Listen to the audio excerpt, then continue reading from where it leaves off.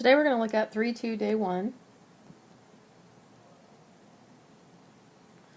So least squares regression is our topic. We're going to first talk about the regression line.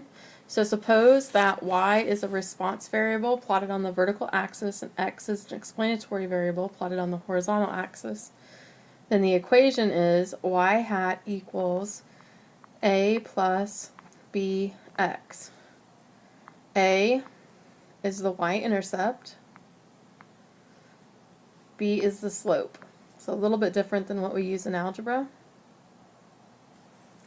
So the slope, which we wrote on your paper, is the amount of which y, the response variable, is predicted to change when x, the explanatory variable, increases by 1 unit.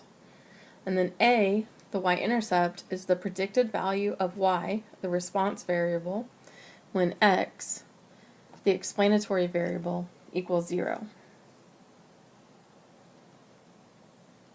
Alright, the next thing is extrapolation. Extrapolation is basically where your values of x are outside the scope of the data. So we'll talk about that. We'll give an example of it in a little bit. So whenever you extrapolate, your predictions are not accurate. Often not accurate. A residual. So this is something that you'll definitely want to know. A residual is an actual y minus a predicted y.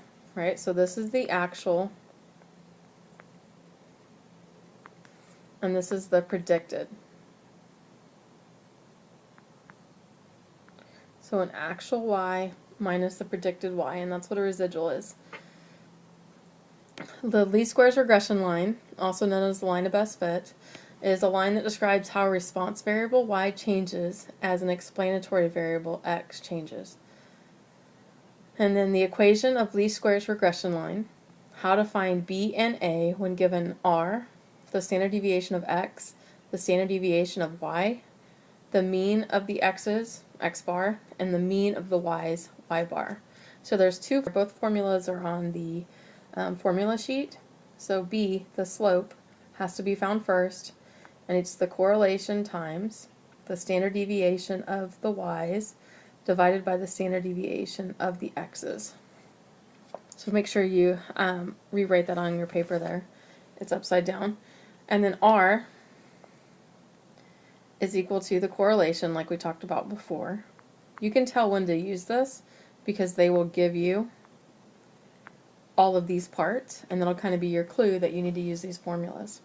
And then a, the standard deviation, is y bar minus b, which is why you have to find the slope first, times x bar. Alright, so number 14 says, what point on a scatter plot does every least squares regression line go through? And the answer is the mean of the x's and the mean of the y's. And then in number 15, in problem number 5 from our notes, we examine the relationship between the average monthly temperature and the amount of natural gas consumed in Sarah's Midwestern home. The figure below shows the original scatter plot with the least squares line added. The equation of least squares line is, so we have y hat equals 1,425 minus 19.87x. So we want to identify the slope. So the slope is equal to the coefficient of x. And then we want to interpret it. This is also going to be a test question, so this will definitely be something you'll want to know. So we predict, need to have the word predict in there somewhere. We predict the amount of gas consumed, right? The response variable.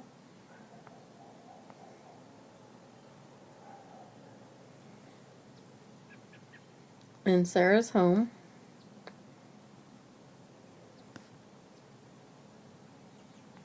will increase, decrease, because the slope is negative. So we're going to write will decrease by, and then we'll put in the number of slope. We don't have to put negative in there because the decrease represents the negative. put the units in, for each additional, so now we're going to add in the explanatory variable. So for each additional degree, the average monthly temperature increases. So hopefully that makes sense. All right, so now number 16 is, or sorry, part B, identify the y-intercept of the line. So the y-intercept is the letter A, and it's equal to 1425. So we want to interpret it. So just think of what a y-intercept is. A y-intercept lives on the y-axis. So that would be the point 1425, or sorry, 0, 1425. So when x is 0, this is what y is. So this is the average monthly temperature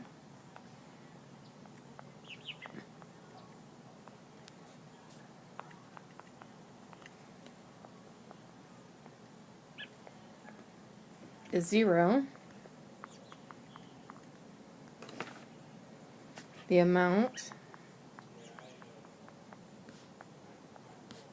of gas consumed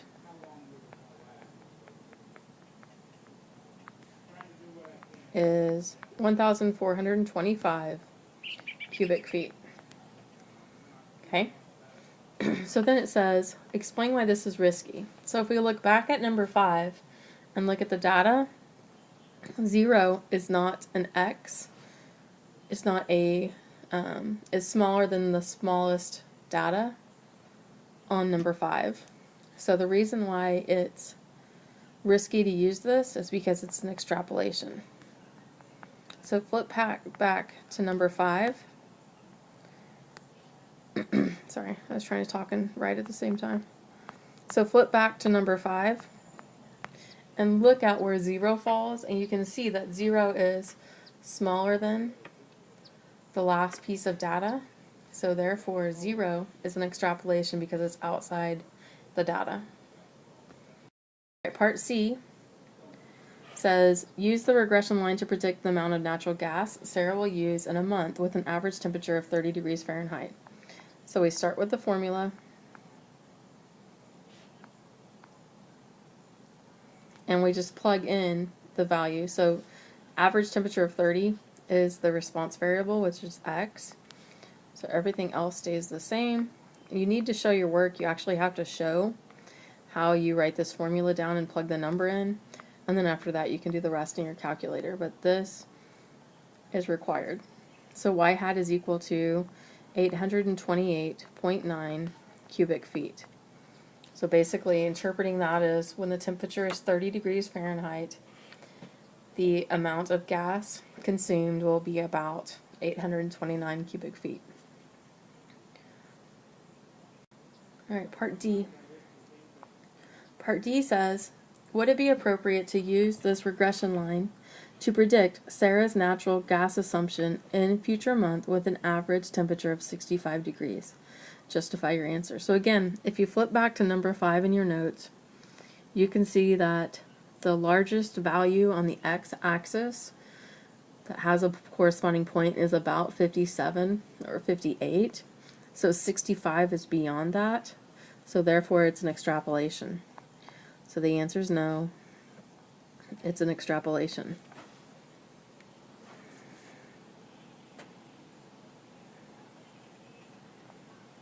All right, and then finally E. During March, the average temperature was 46.4 degrees Fahrenheit. So we know that's X. And Sarah used 490 cubic feet. So this is her actual use. And what we want to know is find and interpret the residual. So residual, if you recall, is equal to y minus y hat. So we have the y part. We need the y hat part. So we have to go to the formula. So 1425 minus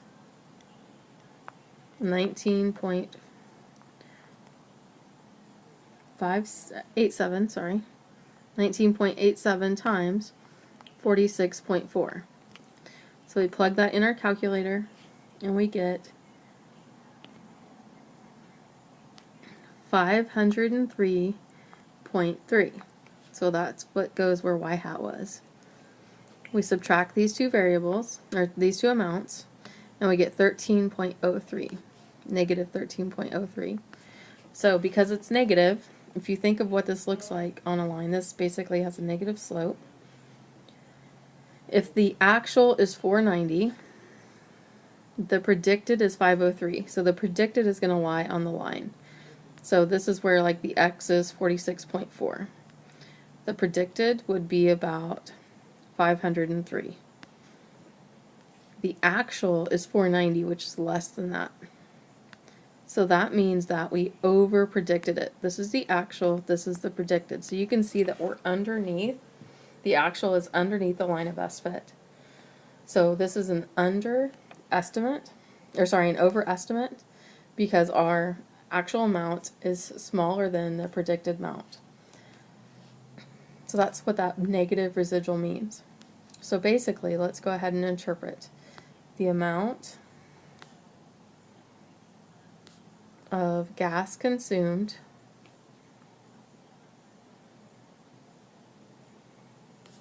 was over predicted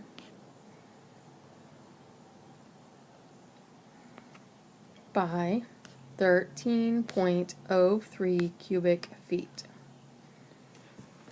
All right, moving on. Number 16. So number 16 says, some people think the behavior of stock market in January predicts its behavior for the rest of the year.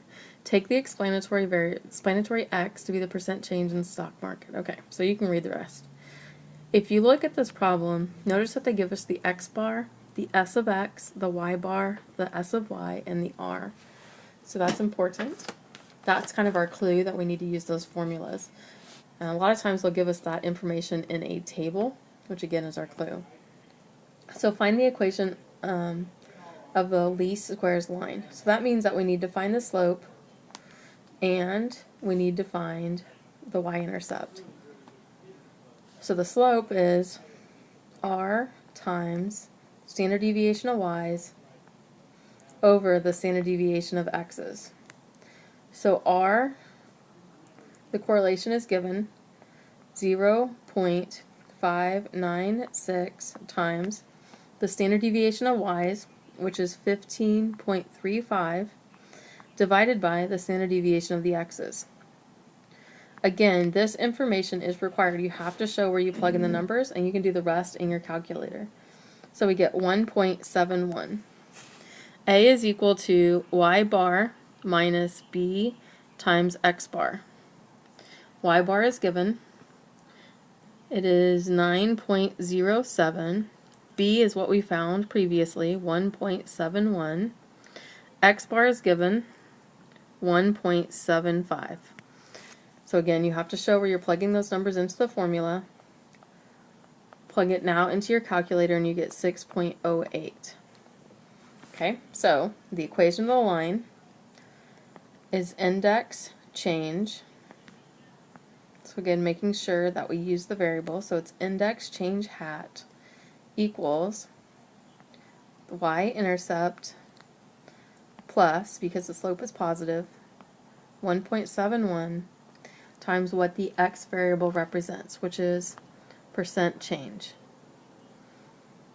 If you were to use y hat equals 6.08 plus 1.71x, you would then have to define what your variables are. So this is the predicted index change, and x is equal to the percent change. So you have to do it like one of these. You either have to do it like this, or you have to do it like the bottom example, where you actually identify what your variables are. But you must identify your variables one way or the other. All right, part B says the mean change in the January X bar equals 1.75%. Use your regression line to predict the change in the index in a year in which index rises 1.75% in January. So what this means is basically we have to pretty much prove what Y bar is. So they give us X bar.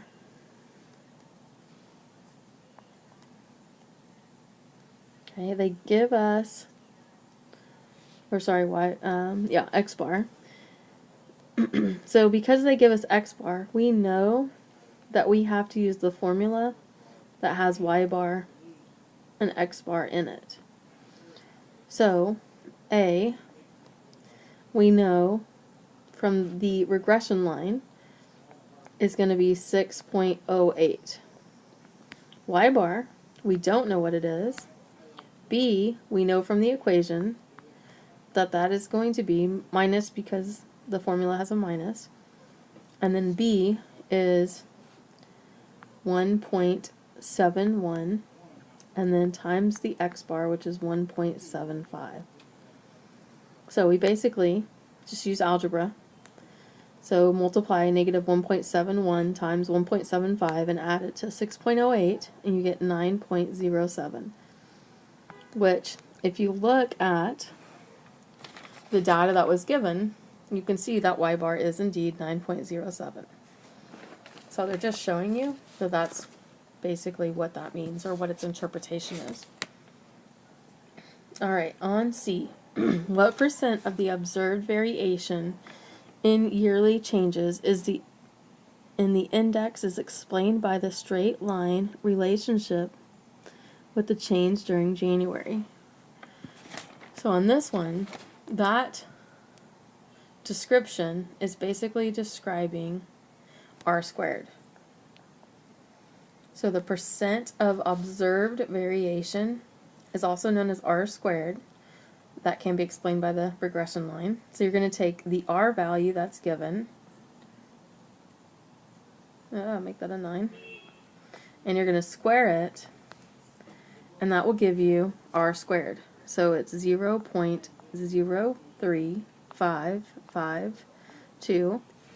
So R squared is always written as a percentage, so we'll move the decimal place twice. So it'll be about 3.6%. So 3.6% of the observed variation can be explained by the regression line. And then part D talks about S equaling 1.2. We'll explain what this value means. So remember that this is the predicted error. This plain X, S, that doesn't have any little sub numbers, is called the standard deviation of the residuals. So this is the amount of predicted error. So this is the average error when using the regression line